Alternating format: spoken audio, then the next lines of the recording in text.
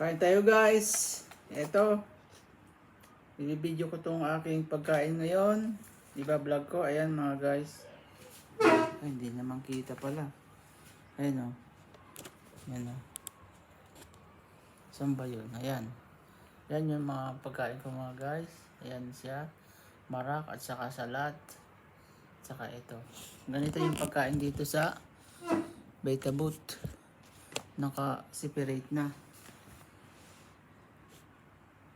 Hindi ka na pwedeng bumulos, hindi ka na pwedeng kumuha. Talagang yan lang kung anong mayroon. Palibasa kinakuha ko lang doon. Pero kung nandun ako sa kanila sa pinakakain na nila, pwede naman. Kain tayo mga guys. Sarap. Mahirap lang ang pesto nitong aking camera. Ayan. Hindi kita ang pagkain. Yan siya. Unahin ko muna itong salad. Masarap.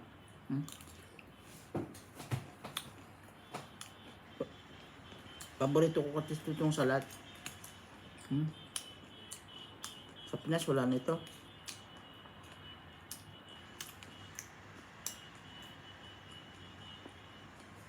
Sarap siya.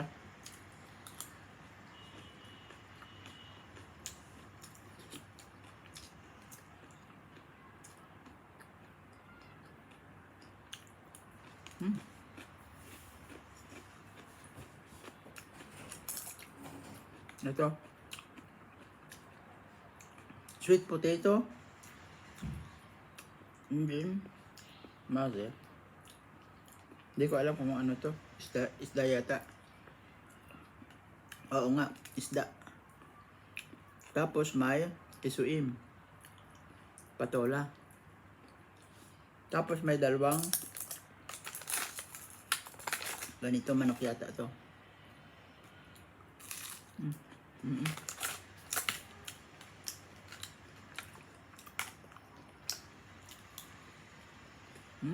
Sarap.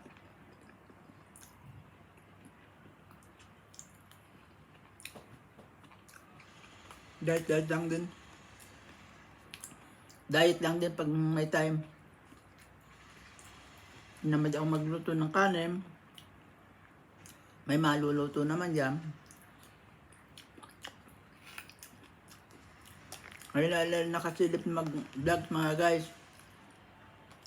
Kasi busy kay Lolo lagi. Dito ngayon ako sa relief. For 1 month.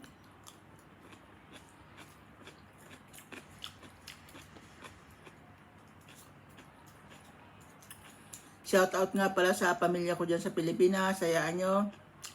Malapit na akong umuwi. By March. Lapit na, ilang buwan na lang. February, March. 2 buwan na lang.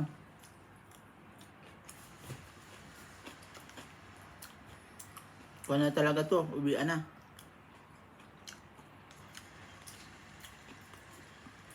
Ipon lang ng pambili ng ticket mga guys. Yusun sa aking mga apo. Kahit manugang. Lalo na sa aking asawa. Mag-aalaga na lang tayo ng mga apo. Pag umuwi ako dyan sa Pilipinas.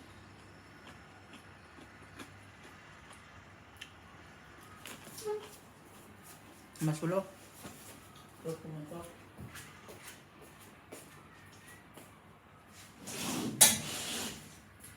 Ayan. Para din nga sa hotel.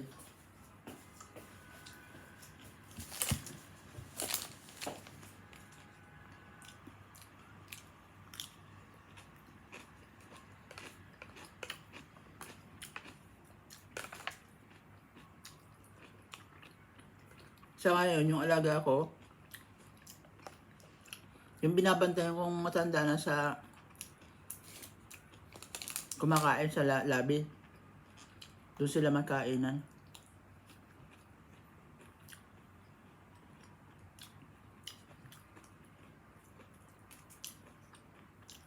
Every lunch lang kumakain sila. Breakfast dito at saka dinner.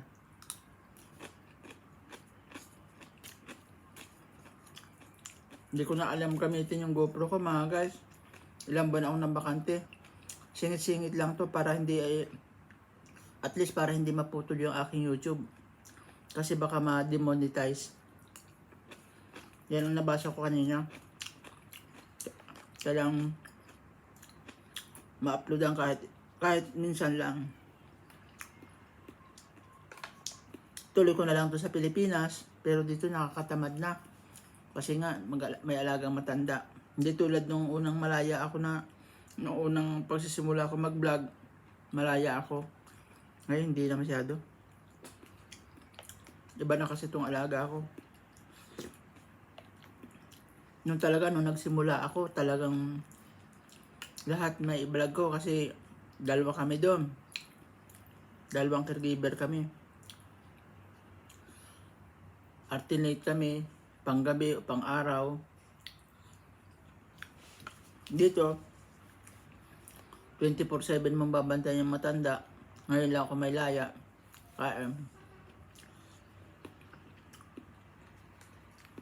Ayan. Kaya namang magbitbit sa labas nitong iPad. Kasi hindi ko na magamit yung aking GoPro. Kaya dito na lang sa iPad, mas madali dito, direct na. Wala na, dire-diretso na. Wala nang edit-edit. Yun, editin ko lang pang intro.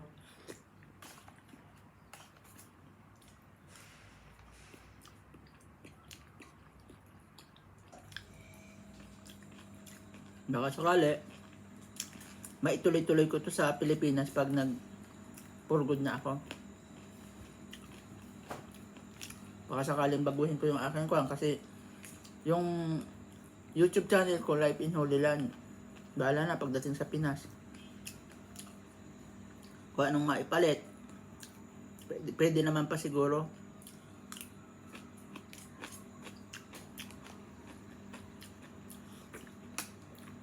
Paayos ko lang. At least kahit minsan-minsan na-uploadan ko dito. Kahit maiksi.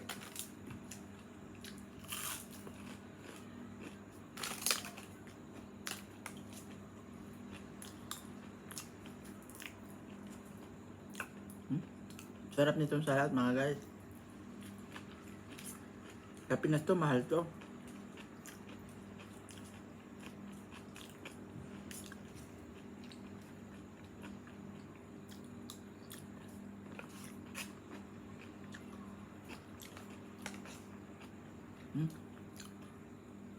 Sweet potato, kamote.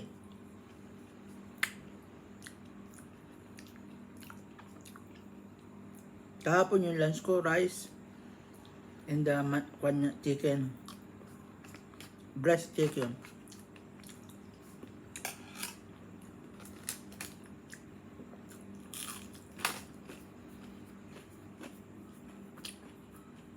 Parang against the earth. Kahit na ako mga guys. Palibasa hindi naman nakaka-exercise. Iba talaga pag may exercise.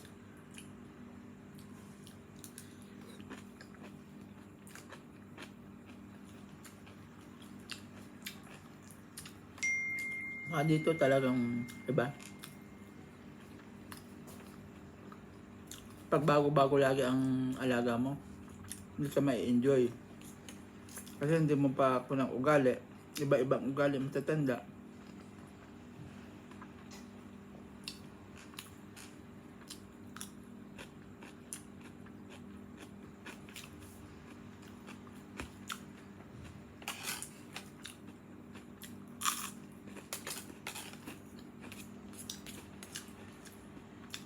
Ito mabait si Lolo kaya lang makulit. Napakakulit. Yung dementia ba, nakakalimutan lagi yung sinasabi niya. Lahat dito mararanasan mo yung ugaling matanda. Na makukuha mo talaga, may experience mo. Lahat. Pero dun sa huling namatay kong alaga, Doon siya naka 3 years ako, wala akong masabi. Nabait. Napakabait. Malaya pati ako. Pag schedule ako sa gabi, bumalaya ako sa araw. Tulog lang ako ng kahit ilang oras. Oh. Pwede na mag-vlog.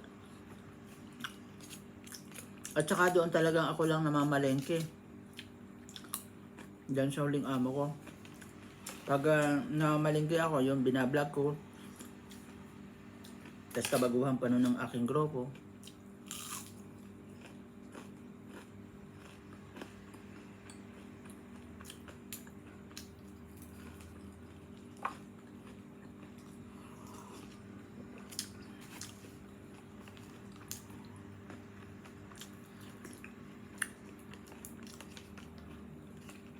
Malaki na talaga pinagbago ngayon mga guys.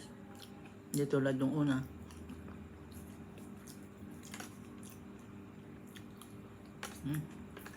Sarap din to kamote.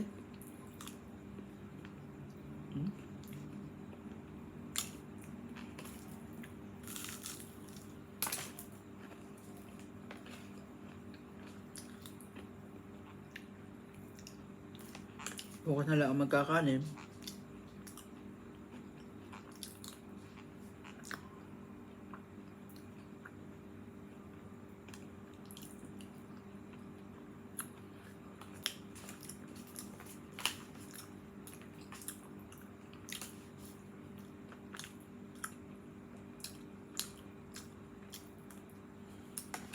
Ang ulam ko ay fish without bones.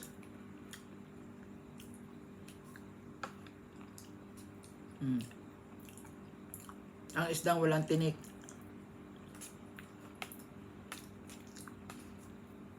Tapos sagana ng bawang.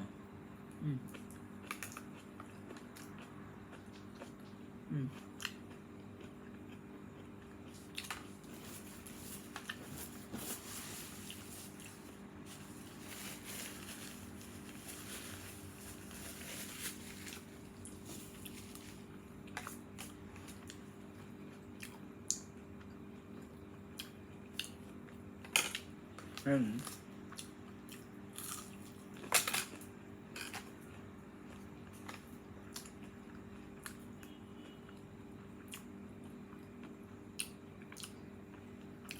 Hilig ko lang ay manood talaga ng YouTube.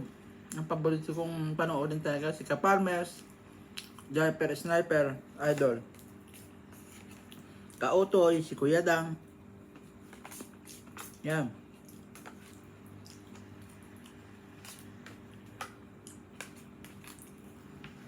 Si Boss Regs. Saka si Kanuto TV.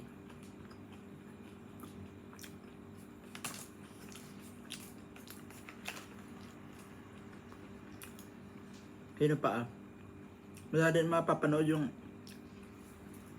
Mandaragat. Si Rims, ano ba yung YouTube channel niya? Yung number 1 sa mga Kwan ni B-Dogs. Lagi din ako nanonood nun. Nalimutan ko lang yung YouTube channel niya. Lagi nasa Pacific Ocean sila nangingisda. Hilig ko din dyan mga guys pag uwi ko sa Pinas, mangisda. Saka magbukid. Yan. Mahilig ako sa mga gulay. Magtanim ng gulay. Tsaka mag-alaga ng baboy, ng manok. Mayroon na naman ako dyan, piggery, tsaka poultry. Pwede kong pagsimula na. Makikita nyo pag uwi ko dyan, bablog ko talaga yun.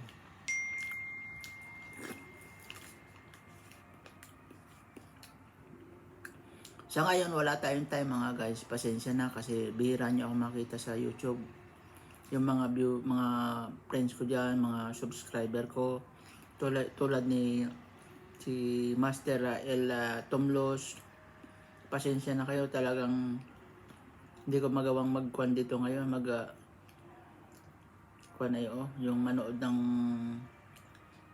yung watch to watch.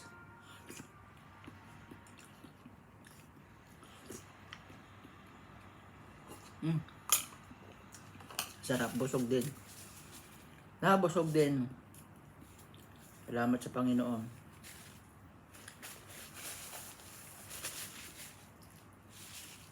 At pag may awa ang Diyos talaga, ngayong March, purugod na ako, uuwi na, at yaan nyo yung pangako ko diyan na mapapasyalan ko talaga kayo. Tulad ni Elton Los, ni Master Elton Los, saka kay Ka-Farmer, talagang sasaglit ako diyan sa Pampanga. Baka makamit ko ng personal, saka kay Idol Japper Sniper sa Batangas. Yan ang gusto kong mapuntahan. Pag may awan Diyos at nakabili ako ng sasakyan, napakalawang ko ng puntahan, kasi iba na pag may sariling sasakyan ka. Hindi tulad nung magko-commute ka. Yan talaga ang mga pangarap ko. Isa sa pangarap ko pag uwi ko dyan sa Pilipinas, yung makamit yung mga pinapanood kong mga sikat na mga vloggers. Isa sa sikat sa mga vloggers talaga si Japper Sniper. Napanood ko, idol, yung pagpunta nyo sa Green Hills kay Cadena Queen. Napakabait ng tao na yon. Si Kuya Danga, binigyan pa ng 5,000 na ibibigay doon kay Lola. Napanood ko yon. Tapos lahat ng anak ni Japper Sniper pinapaskuhan. May regalo. Napakabait. At naging followers din ako ni Cadena Queen dyan sa Green Hills. Pinalo ko siya. Shoutout nga pala sa mga pinsan ko dyan sa Batangas, sa naman Batangas, sila Ate Belen, kay Ferdinand, lahat ng mga pinsan ko dyan, si Jocelyn, yung kababata ko, saka si Gina Hortaleza, Gina Pulon na ngayon, may asawa na siya. Saka yung kuwan ko dyan, yung nakatira sa bahay, saka si Bayaw Dayo, mga anak mo, shoutout sa inyong lahat. Kaya nyo pag may awan Diyos, magpapangipangita tayo dyan pag uwi ko. Pupuntahan ko kayo. Sana talagang magkakuan yung aking kuan na pagkaloob sa akin yung minimithi kong gusto ko talaga. Yun na lang ang gusto ko sa buhay, yung makabili ng sasakyan pag uwi ko, nakapasyal sa mga gusto kong pasyalan diyan. Maka-enjoy ko naman yung nalalabi ko pang lakas ng aking habang may lakas pa. Yun mga guys ang minimithi ko habang medyo bata-bata pa, mag-enjoy sa buhay, hindi tulad nung ilang taon ako dito napawalay sa aking pamilya, napawalay sa aking mga apo, lumaki yung aking mga apo na wala ako. Halos hindi ako makilala ng aking mga apo. Nung pagbakasyon ko dyan, 2016, yung apo kong isa na panganay ng aking pangalawang lalaki, anak, halos hindi sumama sa akin. Napaiyak ako nun talaga. Iba talaga pag kasama mo na lumaki sila, mga bata. Ngayon, madami ko ng apo, 7 na. 7. Halos sa internet kami, sa messenger lang kami nakikita. Yung panganay na bunso ko na lalaki, si Queen, yung kilala ako. Yung panganay ng bunso kong babae, kilala rin ako. Tsaka panganay ng bunso kong anak na panganay. Yun mga kilala ko, palibasa may mga bait na, pero nung mga baby pa sila, halos hindi sumama sa akin. Kasi nga hindi ako nalakhan. Ang kinalakhan lang talaga ay si Mrs. Yun, makalula talaga. Pero yung ako, hindi masyadong kilala nila. Siguro yun nga, kilala lang sa yung pagtawag, sa picture, sa video cam. Pero in personal talaga, hindi ko pa nakakuan sila. At ako talaga na gusto ko nang makita ang aking lahat ng mga apo. Yan ang minimiti ko sa buhay, yung maalagaan sila habang malakas pa, makapag-enjoy, makapag-banding kami, makapasyal man lang kahit dyan sa malalapit na lugar, sa mga beach dyan, sa Mindoro. Hindi na yun sa malayo, kasi iba na ang kuhan ngayon. Kahit dyan sa mga parts ng Mindoro, sa Bulalakaw, yan magaganda daw ang beach resort dyan. Kaya siguro naman, siguro ipagkaloob ng Panginoon na maging malakas pa tayo at malusog pagdating diyan at may kakayahan pa din tayong makakapasyal in soon. At hanggang dyan na lang po lamang mga guys. At ako'y mag-outro muna. Maraming salamat sa manonood nitong aking vlog. Mabuhay tayong lahat at maligayang bagong taon sa ating lahat. 2024, sana'y maging masaganang bagong taon tayong lahat. Masaganang ating buhay. Maraming salamat po. Hanggang dito na lamang po.